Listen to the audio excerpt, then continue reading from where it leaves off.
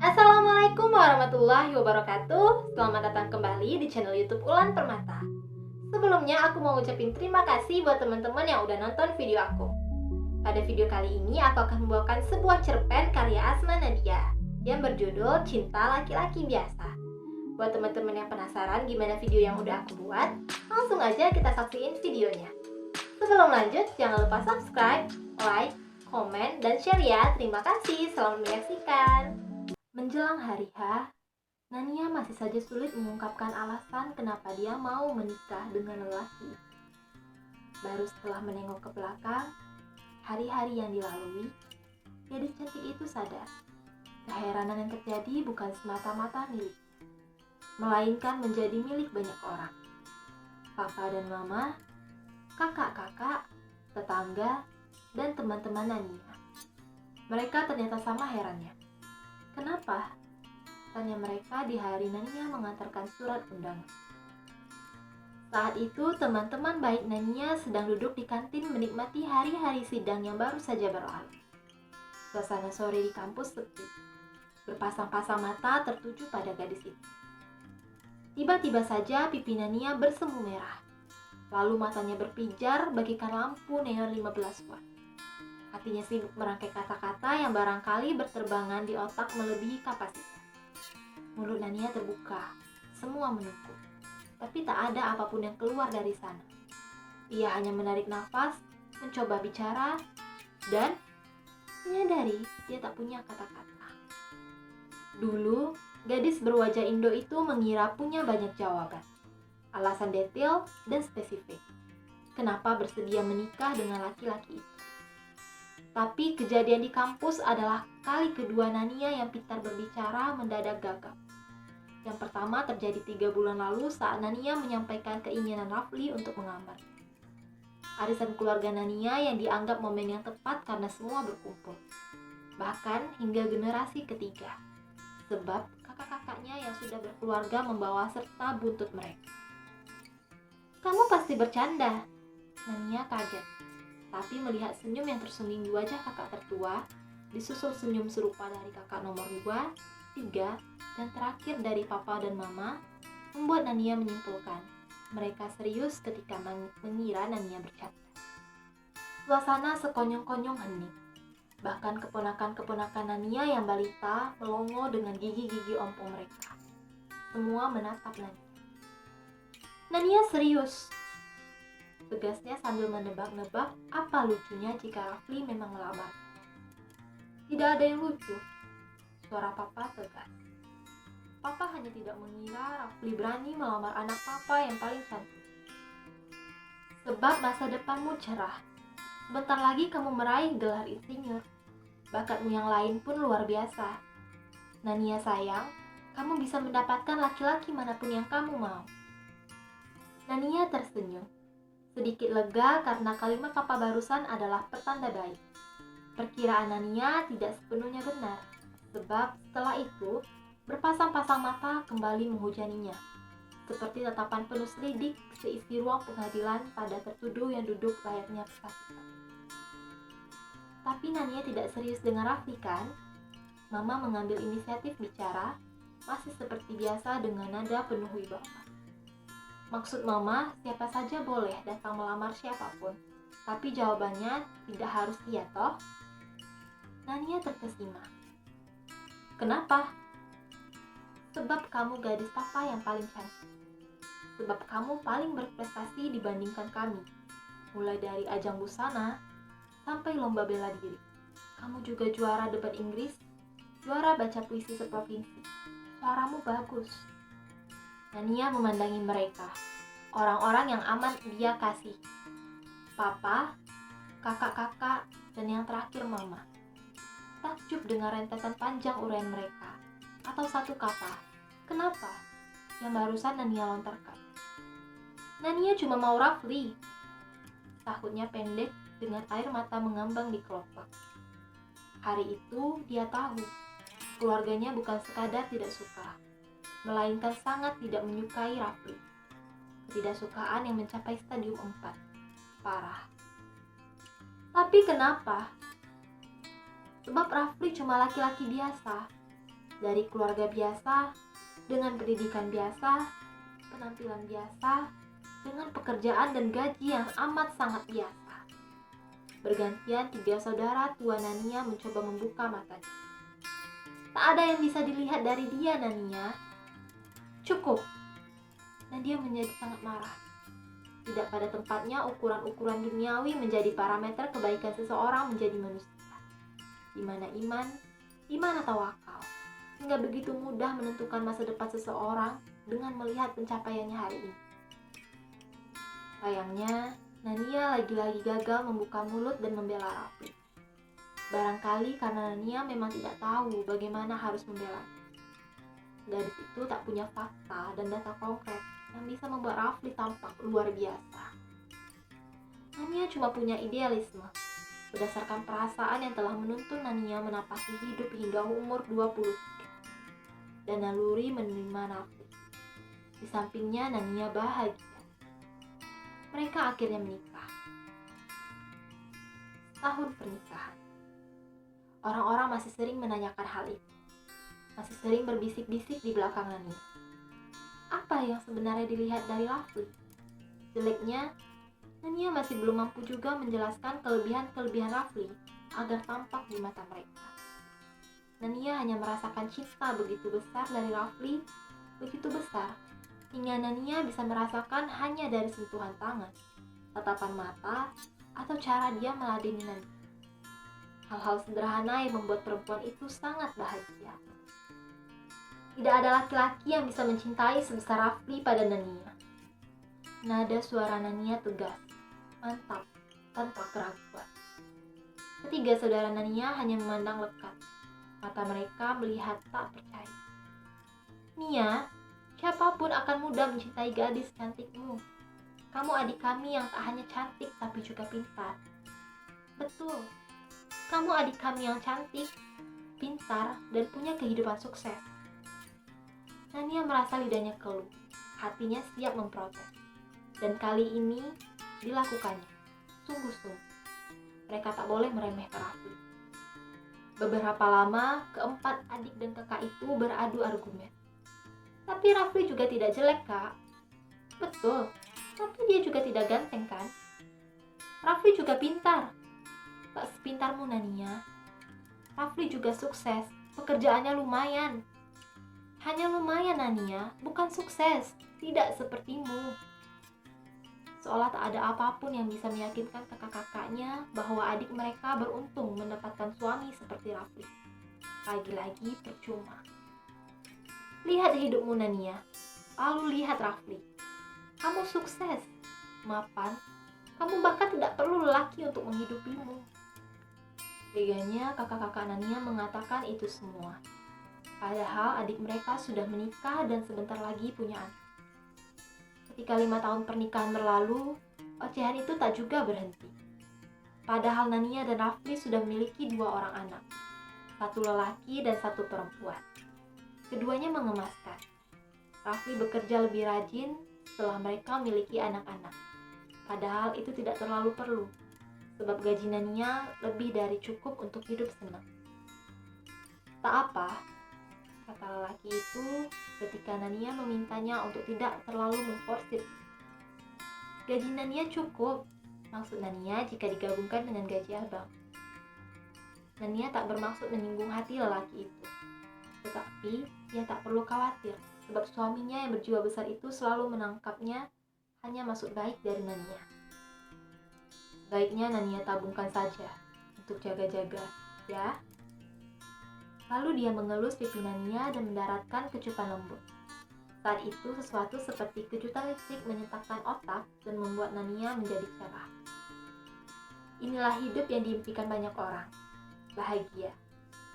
Pertanyaan kenapa dia menikahi laki-laki biasa, dari keluarga biasa, dengan pendidikan biasa, berpenampilan biasa, dengan pekerjaan dan gaji yang amat sangat biasa, tak lagi mengusik perasaan Nania. Sebab ketika bahagia, alasan-alasan menjadi tidak penting. Menginjak tahun ke-7 pernikahan, posisi Nania di kantor semakin gemilang. Uang mengalir begitu mudah. Rumah Nania besar, anak-anak pintar dan lucu. dan Nania memiliki suami terbaik di dunia. Hidup perempuan itu berada di puncak. Bisik-bisik masih terdengar. Setiap Nania dan Rafli melintas dan bergandengan mesra, bisik-bisik orang di kantor masih terdengar. Bisik tetangga kanan dan kiri, bisik saudara-saudara Nania, bisik papa dan mama. Sungguh beruntung suaminya, istrinya cantik. Cantik ya dan kaya, tak imbang. Dulu bisik-bisik itu membuatnya frustasi. Sekarang pun masih. Tapi Nania belajar untuk bersikap cuek, tidak peduli. Toh dia hidup dengan perasaan bahagia yang kian membukit di hari ke hari. Tahun ke-10 pernikahan, hidup Nania masih belum bergeser dari puncak. Anak-anak semakin besar, Nania mengandung anak ketiga. Selama kurun waktu itu, tak sekalipun Rafli melukai hati Nania atau membuat Nania menangis. Bayi yang dikandung Nania tidak juga mau keluar. Sudah lewat 2 minggu dari waktunya. Plasenta kamu sudah berbintik, sudah tua, Nania. Harus segera dikeluarkan. Mula-mula dokter kandungan langganan Nania memasukkan sejenis obat ke dalam rahim Nania. Obat itu akan menimbulkan kontraksi hebat, hingga perempuan itu merasakan sakit yang teramat sangat. Jika semua normal, hanya dalam hitungan jam, mereka akan segera melihat si kecil. Rafli tidak beranjak dari tempat tidur Nania di rumah sakit. Hanya waktu-waktu sholat, lelaki itu meninggalkannya sebentar ke kamar mandi dan menunaikan sholat di sisi tempat tidur. Sementara kakak-kakak serta orang tua Nania belum satu pun yang datang. Anehnya, meski obat kedua sudah dimasukkan, 8 jam setelah obat pertama, Nania tak menunjukkan tanda-tanda akan melahirkan. Rasa sakit dan melilit sudah dirasakan Nania per 5 menit, lalu 3 menit. Tapi pembukaan berjalan lambat sekali. Baru pembukaan 1. Belum ada perubahan, Bu. Sudah bertambah sedikit, kata seorang suster 4 jam kemudian menyemai harapan. Sekarang pembukaan 1 lebih sedikit. Nania dan Rafli berpandangan. Mereka sepakat suster terakhir yang memeriksa memiliki sense of humor yang tinggi. 30 jam berlalu. Nania baru pembukaan 2. Ketika pembukaan pecah, didahului keluarnya darah. Mereka terlonjak bahagia, sebab dulu-dulu kelahiran akan mengikuti setelah ketuban pecah. Perkiraan mereka meleset. Masih pembukaan 2, Pak.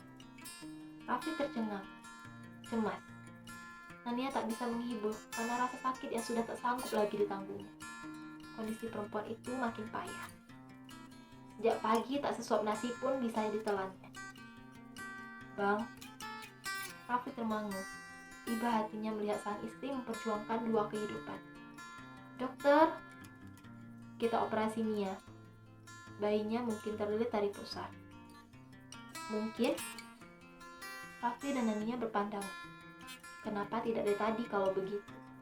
Bagaimana jika terlambat? Mereka berpandangan. Nania berusaha mengusir kekhawatiran. Dia senang karena Rafli tidak melepaskan genggaman tangannya hingga ke pintu kamar operasi. Dia tak suka merasa sendiri lebih awal. Pembiusan dilakukan. Nania digiring ke ruang serba putih. Sebuah sekat ditaruh di perutnya, hingga ia tidak bisa menyaksikan keterampilan dokter itu. Sebuah lagu dimainkan. Nania merasa berada dalam perahu yang diguncang ombak. Berayun-ayun. Kesadarannya naik turun. Terakhir, telinga perempuan itu sempat menangkap teriakan-teriakan di sekitarnya dan langkah-langkah cepat yang bergerak. Sebelum kemudian ia tak sadarkan diri. Mereka berpandangan. Nania berusaha mengusir kekhawatiran.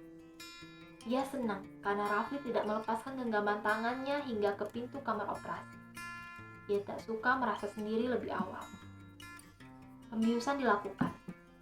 Nania digiring ke ruang serba putih. Sebuah sekat ditaruh di perutnya, hingga ia tidak bisa menyaksikan keterampilan dokter itu. Sebuah lagu dimainkan. Nania merasa berada dalam perahu yang diguncang ombak. Berayun-ayun. Kesadarannya naik turun. Terakhir, telinga perempuan itu sempat menangkap teriakan-teriakan di sekitarnya dan langkah-langkah cepat yang bergerak. Sebelum kemudian ia tak sadarkan diri. Kepanikan ada di udara. Bahkan dari luar Rafli bisa menciumnya. Bibir lelaki itu tak berhenti melafalkan zikir. Seorang dokter keluar. Rafli dan keluarga Nania mendekat. Pendarahan hebat! Rafli membayangkan sebuah sumber air yang meluap berwarna merah. Ada varises di mulut rahim yang tidak terdeteksi.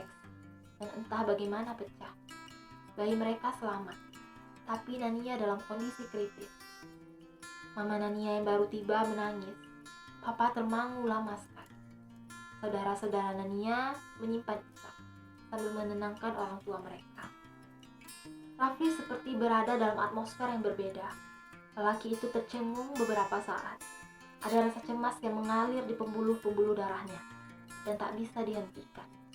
Menyebar dan meluas cepat seperti kanker. Setelah itu adalah hari-hari penuh doa bagi Nania.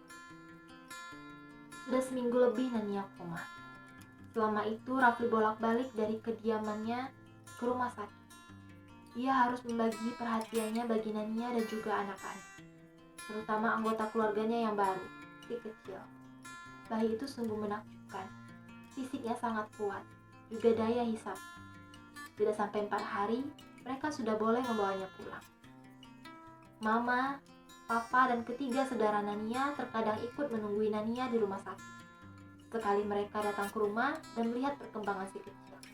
Walau tak banyak, mulai terjadi percakapan antara pihak keluarga Nania dengan Rafli.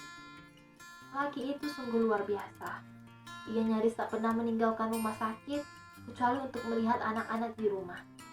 Syukurnya, pihak perusahaan tempat Rafli bekerja mengerti dan memberikan izin penuh. Toh, dedikasi Rafli terhadap kantor tidak perlu diragukan lagi. Begitulah Rafli menjaga Nania siang dan malam. Dibawanya sebuah Quran kecil. Dibacakannya dekat telinga Nania yang terbaring di ruang ICU. Kadang perawat dan pengunjung lain yang kebetulan menjenguk sanak famili mereka melihat lelaki dengan penampilan sederhana itu bercakap-cakap dan bercanda mesra. Rafli percaya meskipun tidak mendengar, Nania bisa merasakan kehadiran.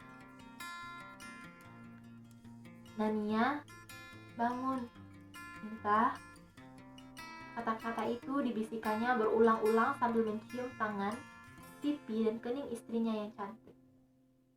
Ketika 10 hari berlalu dan pihak keluarga mulai pesimis dan terpikir untuk pasrah, Rafli masih berjuang. Datang setiap hari ke rumah sakit, mengaji dekat Nania sambil menggenggam tangan istrinya. Kadang lelaki itu membawakan buku-buku kesukaan Nania ke rumah sakit dan membacanya dengan suara pelan, memberikan tambahan di bagian ini dan itu, sambil tak bosan-bosannya berbisik. Nania, bangun, Cinta. Malam-malam penantian dilewatkan Rafli dalam sujud dan permohonan. Asalkan Nania sadar, yang lain tak jadi soal. Asalkan dia bisa melihat cahaya di mata kekasihnya, senyum di bibir Nania, semua yang menjadi sumber semangat bagi orang-orang di sekitarnya, bagi Rafli.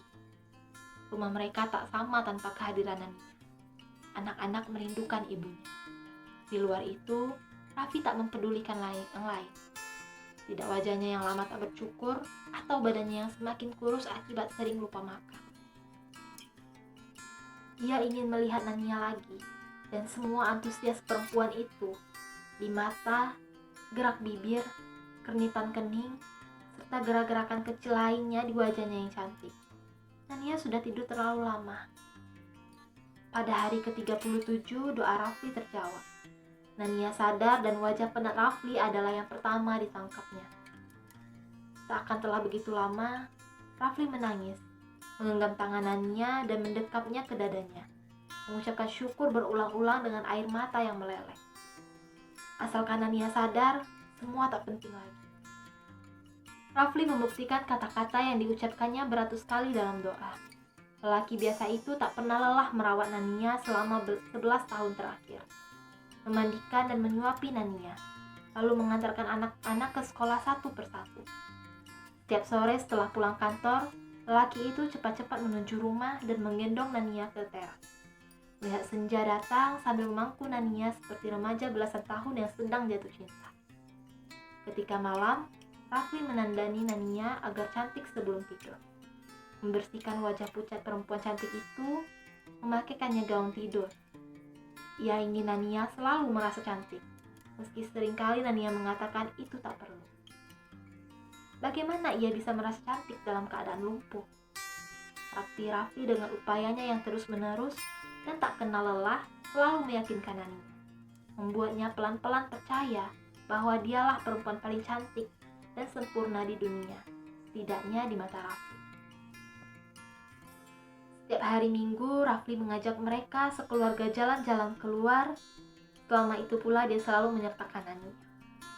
Belanja, makan di restoran, nonton bioskop, rekreasi kemanapun Nania harus ikut. Anak-anak seperti juga Rafli melakukan hal yang sama, selalu melibatkan Nania, bahkan bertahun-tahun. Awalnya tentu Nania sempat merasa risih dengan pandangan orang-orang di sekitarnya. Mereka semua yang menatapnya iba, lebih-lebih pada Rafli yang berkeringat mendorong kursi roda Nania ke sana kemari, masih dengan senyum hangat di antara wajahnya yang bermanik keringat. Lalu berangsur-angsur Nania menyadari, mereka orang-orang yang ditemuinya di jalan, juga tetangga-tetangga, sahabat, dan teman-teman Nania tak puas hanya memberi pandangan iba. Mereka juga mengomentari, mengoceh, semua berbisik-bisik. Baik banget suaminya. Lelaki lain mungkin sudah cari perempuan kedua. Nania beruntung. Ya, memiliki seseorang yang menerima dia apa adanya. Tidak cuma menerima apa adanya. Kalian lihat bagaimana suaminya memandang penuh cinta. Sedikit pun tak pernah bermuka masam. Bisik-bisik serupa juga lahir dari kakak-kakak yang 3 orang. Papa dan Mama. Bisik-bisik yang serupa, dengungan dan sempat membuat Nania makin frustasi.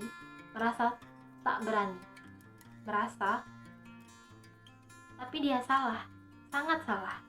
Nania menyadari itu kemudian. Orang-orang di luar mereka memang tetap berbisik-bisik.